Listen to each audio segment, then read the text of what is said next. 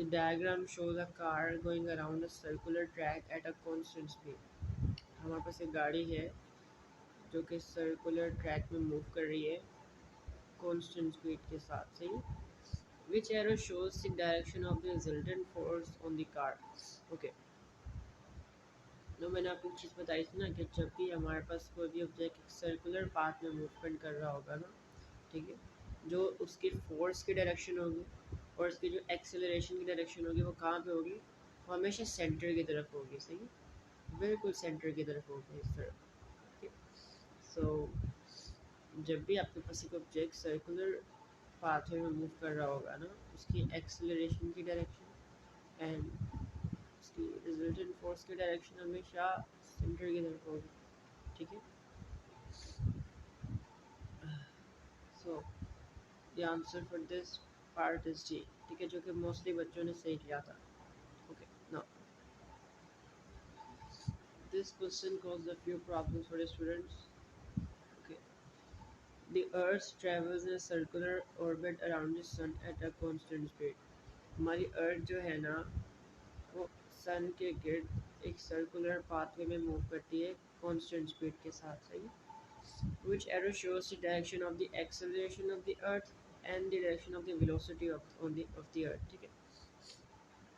मैंने आपको बताया कि सर्कुलर, अगर एक ऑब्जेक्ट सर्कुलर पाथ में मूव कर रहा है ना, उसकी रिजल्टेंट फोर्स की डायरेक्शन और उसकी एक्सेलरेशन की डायरेक्शन हमेशा सेंटर की तरफ होगी। सो आपकी जो एक्सेलरेशन होगी एंड जो फोर्स होगी ना, उसकी डायरेक्शन सेंटर की तरफ होगी, सही है। तो मतलब R is stating your direction of acceleration, सही है। ओके, गलत आंसर्स को हम बाहर निकाल देते हैं। Okay, so direction of acceleration हमारे पास क्या है, आर है, सही है। तो इसका मतलब ये है कि ए भी गलत है, सही है, बी भी गलत है, सही है, सी भी गलत है, एंड आपके पास बचता ही सिर्फ डी है। लेकिन मैं आपको ये भी क्वेश्चन जो है पूरा करवाता हूँ, सही है। अच्छा, वेलोसिटी की डायरेक्शन क्या होती है, आपका जब भी कोई ऑब्जेक्ट सर्कुलर पाथ में मूव कर रहा होता है ना, जो वेलोसिटी की डायरेक्शन होती है हमेशा टेंजेंट टू द सर्कल होती है। क्या होती है, tangent to the circle, Q, सही है। Okay, it makes sense, just let me know if it makes sense. Is it clear? um, just text, just tell me if it is clear. Is it clear? Okay, please tell me. All right. Okay, आगे आ जाओ। ऐसे एक question ना, ये इसमें ना कुछ और कॉन्सेप्ट्स भी हैं, सही है। तो ये आप लोग छोड़ दो, सही है। इसके टेक्स्ट में जो है मोस्टली बच्चों ने, मतलब सब ने गलत किया था, सही। इसका आंसर जो है बेसिकली सी है, लेकिन इसमें जो इलेक्ट्रोस्टैटिक फोर्सेस पढ़ेंगे ना, तब आपको समझ आएगा ये कैसे करना है, सही। तो इस क्वेश्चन को भी आप छोड़ दो।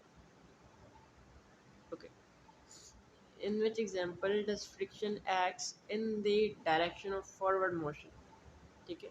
इसका मतलब क्या है, फ्रिक्शन, ठीक है, किस एग्जाम्पल के अंदर आपको जो फ्रिक्शन है ना, वो फॉरवर्ड मोशन ऑफ ऑब्जेक्ट की तरफ एक्ट कर रही है। कि एक ऑब्जेक्ट फॉरवर्ड मोशन कर रहा है, एक ऑब्जेक्ट आगे की तरफ मूव कर रहा है एंड उसी डायरेक्शन में उसके ऊपर फ्रिक्शन एक्ट कर रही है। किस एग्जाम्पल के ऊपर, पहला on the tyres of a braking car. सब बहुत से बच्चों ने किया, देखिए यहाँ पे ना टायर्स रुक रहे हैं, ब्रेक लगा रहे हैं, सही है।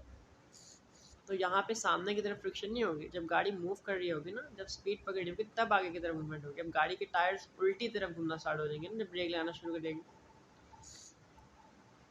इसका मतलब ये है कि डी नहीं हो सकता। ओके, जहाँ समझ नहीं आया जस्ट लेट मी नो। अच्छा, सी कह रहा है on the skis of a car accelerating down on smooth snow, ठीक है। चाहे जितनी मर्जी स्मूथ स्नो हो ना, फ्रिक्शन आपके पास ऑपोजिट डायरेक्शन में ही एक्ट करेगी एक स्कायर के ऊपर, ठीक है, स्कायर के ऊपर। ओके, ये भी नहीं हो सकता, इसका मतलब अच्छा, अब कुछ बच्चों ने बी किया। बी में देखो, on sand paper rubbing a wooden block, ठीक है, दो सरफेसेस अपने रबिंग कर रहे हैं ना, तो इसमें फ्रिक्शन होगी, ठीक है। और अगर सैंड पेपर को मैं आगे की तरफ रब कर रहा हूँ तो फ्रिक्शन पीछे की तरफ होगी। जैसे सैंड पेपर है मेरे पास, ये सैंड पेपर है, सही है, और मेरे पास ये वुडन ब्लॉक है। मैं इसको आगे की तरफ रब कर रहा हूँ ना, आगे की तरफ लेके जा रहा हूँ, फ्रिक्शन पीछे की तरफ होगी, सही है। अच्छा, मतलब क्या है, ये भी गलत है। ओके, अगर इस तरह भी कर सकते हो, समझ ना आ रही हो, सही है। अच्छा, on a suit case accelerating on a conveyor belt, सही है। एक कन्वेयर बेल्ट है, एक सूट केस हो सकता है, टायर लगे हो उसके ऊपर, हो सकता है ना, टायर लगे हो, तो एक सूट केस है, ठीक है, जो कि आगे की तरफ एक्सेलरेट कर रहा है। अगर टायर्स लगे होंगे और आगे की तरफ एक्सेलरेट कर रहा है तो ऑफकोर्स फ्रिक्शन भी आगे की तरफ होगी ना। तो देख लेना, अगर सारे गलत हो रहे हो ना, तो जो ऑप्शन बचेगी वही आपके पास आंसर बचता है, अगर ना समझ आ रही हो, सही है। That's why answer for 4 was A. Is it clear? Please tell me if it is clear. Please kindly confirm me.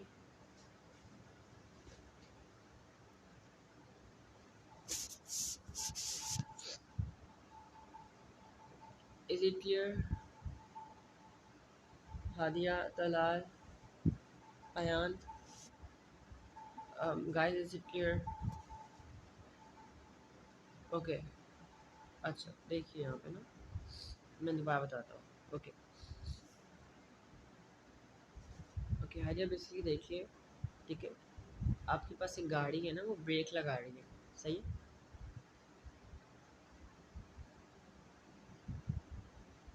ठीक है, आपके पास एक गाड़ी है, let me check what I trying to say. Okay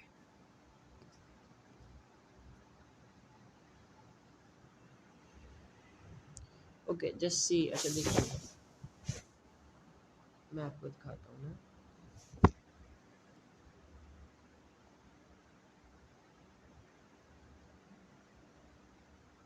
okay okay, मैं दिखाता हूँ, ठीक है।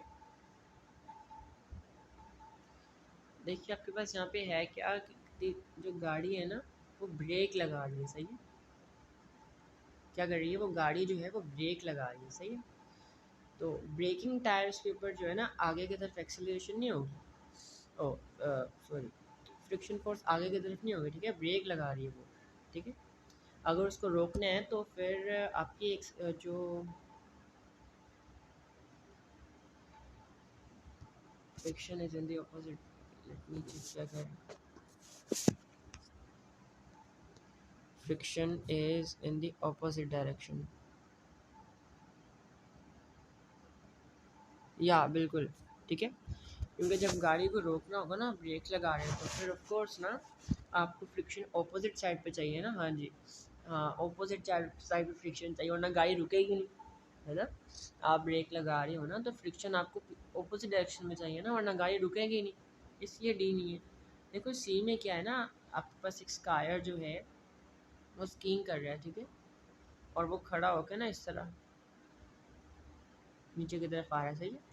अब देखो ना, दो सरफेसेस आपस में रब कर रही हैं, अब इसके नीचे पहिए तो लगे नहीं ना है, दो सरफेसेस आपस में रब कर रही हैं, एक दूसरे को रबिंग कर रही है ना, इसकी वजह से क्या हो रहा है कि फ्रिक्शन हो रही है।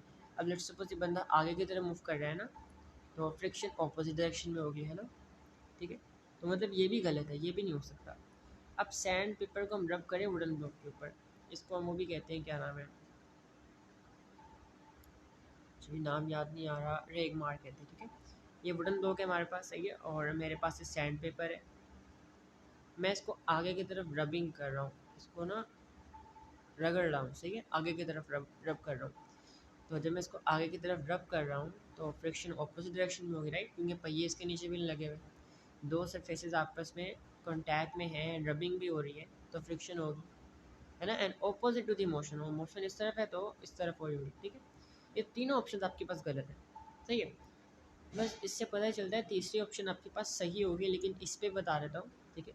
एक सूट केस आपके पास एक्सेलरेट कर रहा है कॉन्वेयर बेल्ट के ऊपर, एक कॉन्वेयर बेल्ट है, उसके ऊपर आपका सूटकेस जो है वो एक्सेलरेट कर रहा है आगे की तरफ, सही है।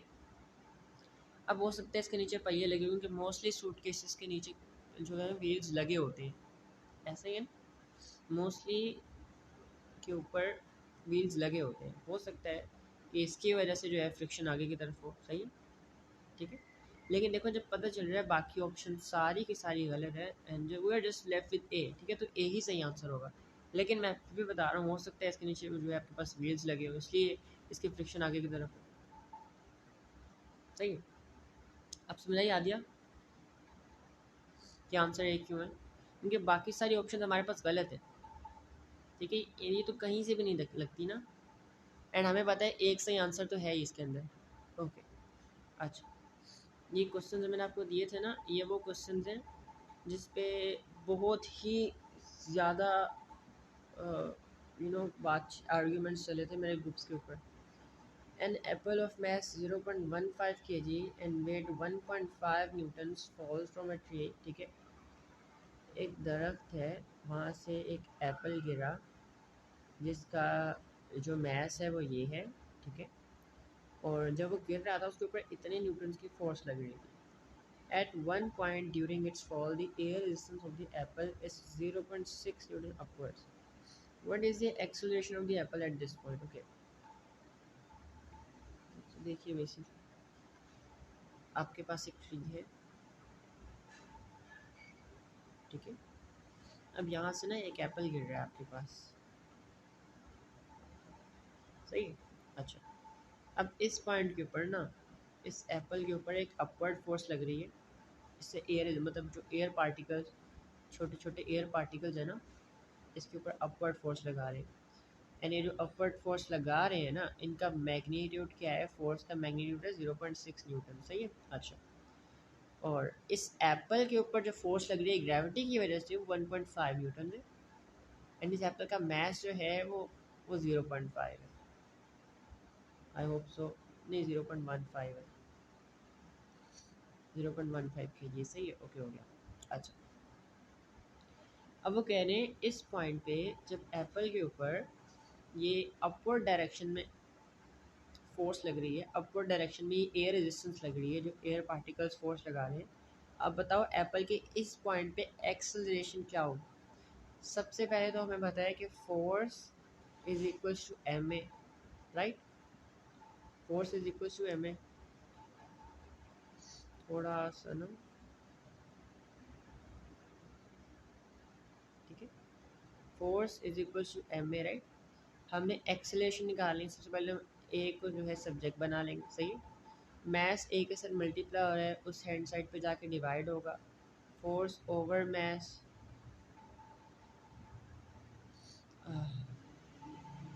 इज इक्वल्स टू एक्सेलरेशन, सही है, ओके। अब ये फोर्स हम कौन सी लेंगे, क्या लगता है, हम ये फोर्स कौन सी लेंगे,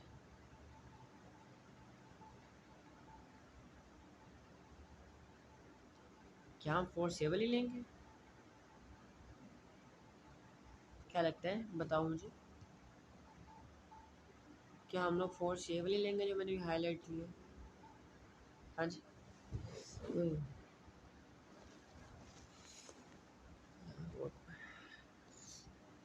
क्या हम ये फोर्स लेंगे जो मैंने अभी हाईलाइट की है, जल्दी से बताइए, हाँ, क्यों, ये क्यों नहीं लेंगे।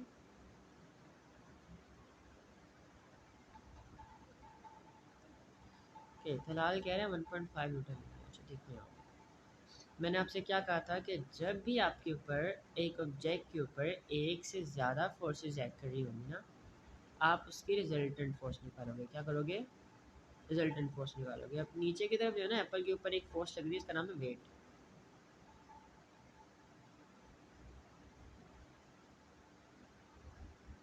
ठीक है, एक फोर्स लग रही है नीचे की तरफ जो वेट है, जो 1.5 न्यूटन लग रही है।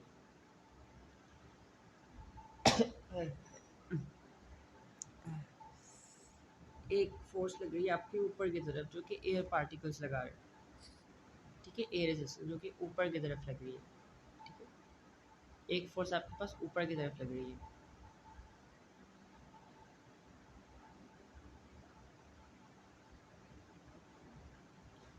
एंड ये फोर्स कितने मैग्नेट की लग रही है? 0.6, 0.6 न्यूटन, सही है। अच्छा, अब देखो एप्पल के ऊपर इस पॉइंट पे दो फोर्सेस एक्ट कर रही है ना, हम इनका रिजल्टेंट फोर्स निकालेंगे। पहली बात, डिफरेंट डायरेक्शंस में एरोज है ना, पैरेलल टू ईच अदर है, मतलब एडिशन सब्ट्रैक्शन होगी। एरोज की डायरेक्शन डिफरेंट है, इसका मतलब सब्ट्रैक्शन होगी, है ना, माइनस करेंगे। तो बिगर वैल्यू 1.5 माइनस 0.6 विल गेट 0.9, सही। तो 0.9 हम लोग अपनी फोर्स लेंगे, हमारा मैथ कितना है? 0.15, 0.15। अब मुझे बताएं इसका इसका आंसर क्या आता है, एक्सेलरेशन क्या आ रही है, बताइए एक्सेलरेशन क्या आ रही है इसकी?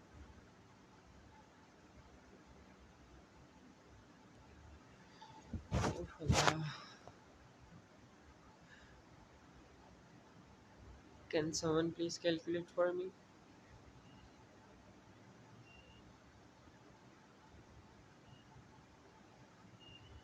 Guys, uh, क्या आ रही है एक्सेलरेशन? मेरा कैलकुलेटर ऊपर पड़ा है। Hello,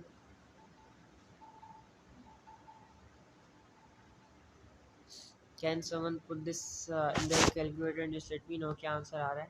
okay, alright, we are getting 6। Okay, seriously 6 ही आ रहा है ना?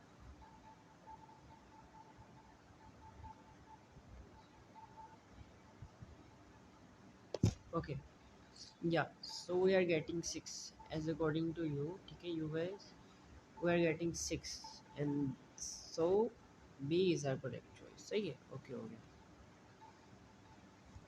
Next question. आ 0.1, सीरियसली, लाइक 0.1 तो काइंड ऑफ इम्पॉसिबल है। Just put this in your calculator. कहाँ पे गया ये, देखो कहाँ गया ये, 0.9 ओवर 0.15। स्टिल मैं आपको दिखा रहा था, फ़ोन पे भी इस तरह नहीं होता।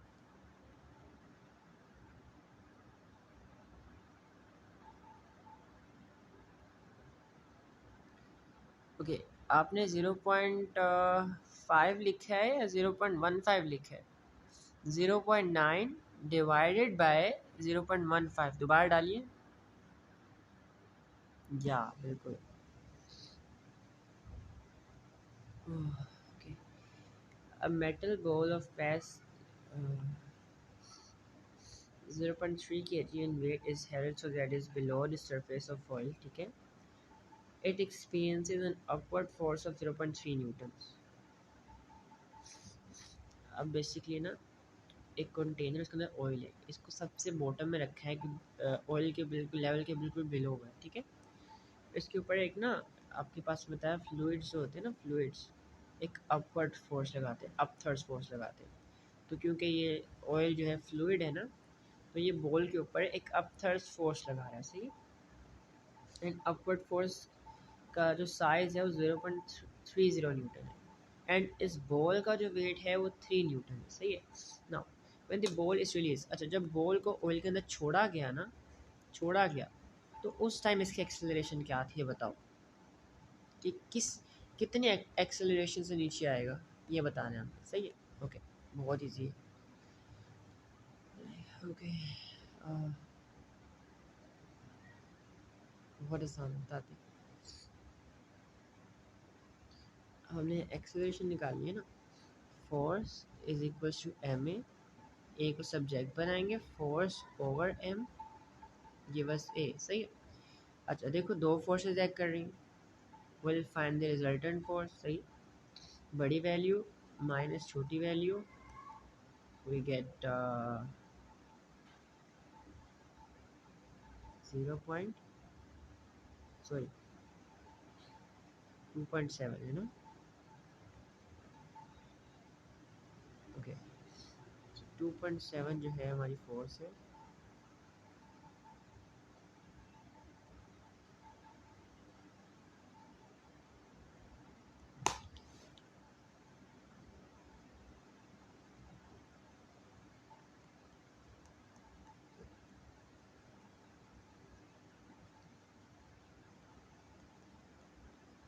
एंड मैथ कितना है हमारा? मैथ हमारा है 0.30 kg। एक minute.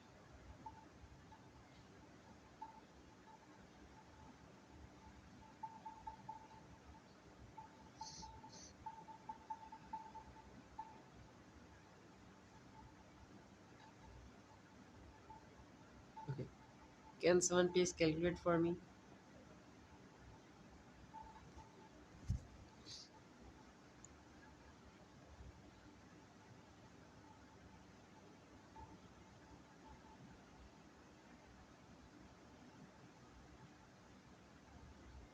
Okay, yeah, so we are getting 9, so b is our correct choice. सही है। ओके,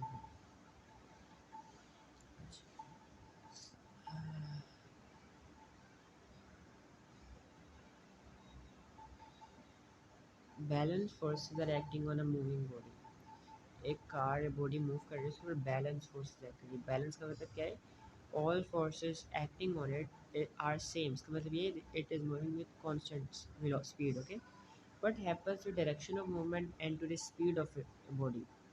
Okay, डायरेक्शन जो है ना बेसिकली भी चेंज नहीं होगी। सही है, क्योंकि अगर फोर्सेस बैलेंस है ना, इसका मतलब ये है, ओके, आपके पास अगर फोर्सेस बैलेंस है ना, इसका मतलब ये है कि आपके पास गाड़ी कांस्टेंट स्पीड में मूव कर रही है इन अ स्ट्रेट डायरेक्शन। सही है, क्योंकि हमें डायरेक्शन मोड़ने के लिए भी, हमें टर्न लेने के लिए भी, डायरेक्शन चेंज करने के लिए भी फोर्स रिक्वायर्ड होती है। सही है, हमें डायरेक्शन चेंज करने के लिए भी फोर्स रिक्वायर्ड होती है, फोर्स लगती है। ठीक है, अगर बैलेंस फोर्सेस एक्ट कर रही है ना, इसका मतलब ये है कि your body is moving at a constant speed in straight line. सही है, that's why your direction will not change. सही है, अच्छा, ओके, मतलब ये है कि पहले दो को तो आप निकाल दो।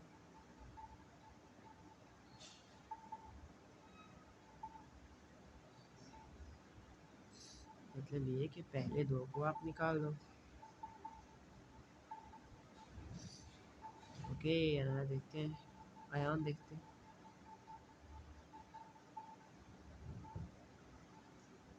इसको निकाला हमने, उसको निकाल दिया। अच्छा, और स्पीड चेंज करेगी क्या? उन्होंने कह दिया कि balance forces are acting, constant speed है ना, फोर्सेस बैलेंस है। मैंने पढ़ाया जब फोर्सेस बैलेंस होती हैं, इसका मतलब क्या है? Your object is moving with constant speed, है ना। जब दोनों सारी फोर्सेस जब एक बॉडी पे एक्ट कर रही हो, दे आर एग्जैक्टली सेम। ठीक है, दे आर बैलेंस्ड। इसका मतलब ये या तो ऑब्जेक्ट रुका हुआ है या फिर कांस्टेंट स्पीड से मूव कर रहा है, तो सी भी नहीं हो सकता। So that's why your correct answer is D. D is your correct answer. Okay, हो गया। ओके, अच्छा,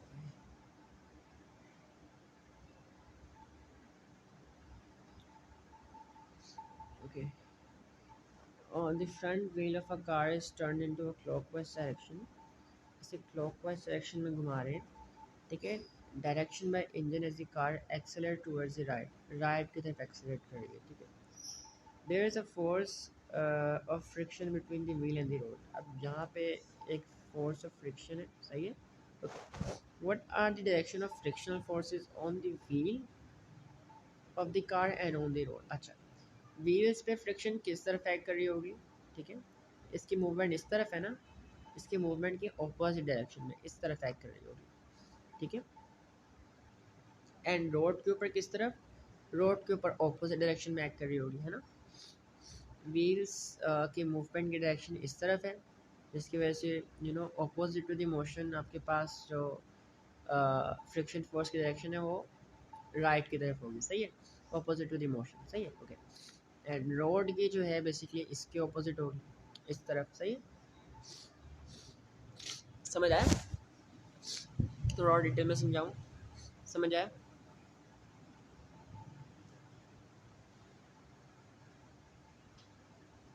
ओके, ओके, सही है। अच्छा, पढ़ते ज़रा, क्वेश्चन पढ़ते हैं। What are okay, what are the directions of frictional forces on the wheel of the car and on the road? ठीक है, व्हील के ऊपर कहाँ पे होगी? टूवर्ड्स द राइट, ठीक है। व्हील के ऊपर इस तरफ मूव करें तो इस तरफ होगी, टूवर्ड्स द राइट, सही है। एंड रोड के ऊपर इसके अपोजिट होगी, इस तरफ होगी, सही है। To the left, to the right and to the left, C is your correct answer. C को हाइलाइट कर देता हूँ मैं। ओके हो गया। अच्छा, ये क्वेश्चन आई गेस आपको मुश्किल लगा था, आप लोग फंसे थे इसके ऊपर ना। अल्लाह,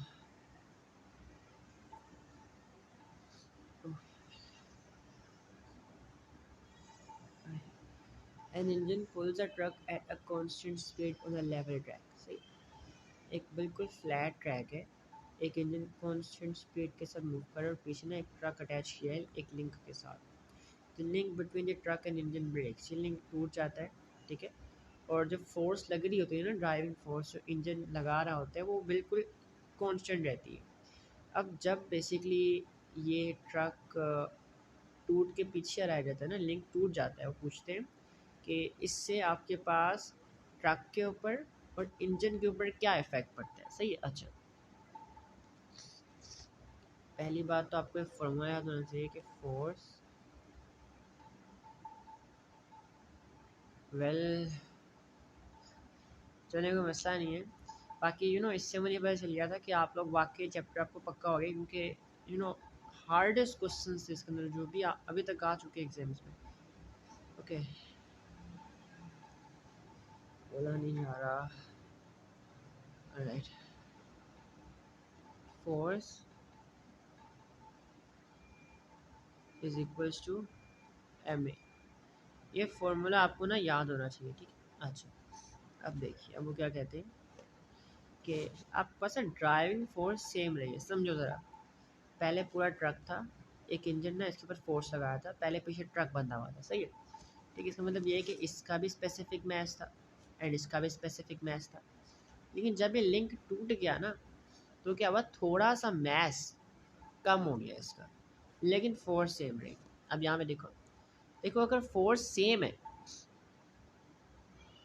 ठीक है, अगर फोर्स सेम है, लेट्स सपोज मैं कहता हूँ कि मैं ना एक्सेलरेशन को सब्जेक्ट बना लेता हूँ, force over M is equal to acceleration, सही। अच्छा देखो, ओके, बेसिकली फोर्स आपके पास सेम है, फोर्स कांस्टेंट है, सही। आपने क्या किया, आपने मास को डिक्रीज कर दिया, तो एक्सेलरेशन आपकी इंक्रीज हो जाएगी, क्योंकि इनवर्स रिलेशन है ना, इनवर्स रिलेशन है। अगर मास को डिक्रीज कर रहे हो कांस्टेंट फोर्स के साथ, तो क्या होगा, आपकी एक्सेलरेशन बढ़ जाएगी। एंड क्योंकि इस ट्रक के ऊपर फोर्स लगना बंद हो गई थी, ये टूट गया था, तो ये स्लो हो जाएगा, ये स्लो हो जाएगा एंड ये फास्ट हो जाएगा। ये क्या हो जाएगा, ये फास्ट हो जाएगा, ठीक है, समझो। वो क्या रहा है, मैंने आपसे कहा कि जब लिंक टूटा ना, इसके ऊपर सेम फोर्स लग रही थी, लेकिन मैस कम हो गया, सेम फोर्स के साथ मैस कम हो गया। अब लेट सपोज करो कि आप ना 10 डब्बों को खींच रहे हो एंड भाग के खींच रहे हो, एकदम 9 डब्बे साइड पे होते हो, आप सिर्फ एक डब्बे को खींच रहे हो, आप फोर्स सेम ही लगा रहे हो, आपकी स्पीड बढ़ जाएगी ना, आपको भी तो बहुत हल्का हो गया, आप सेम फोर्स के साथ तेज से भागना स्टार्ट कर दोगे। बिल्कुल ऐसा ही है कि जब मैस कम हो गया ना आपका,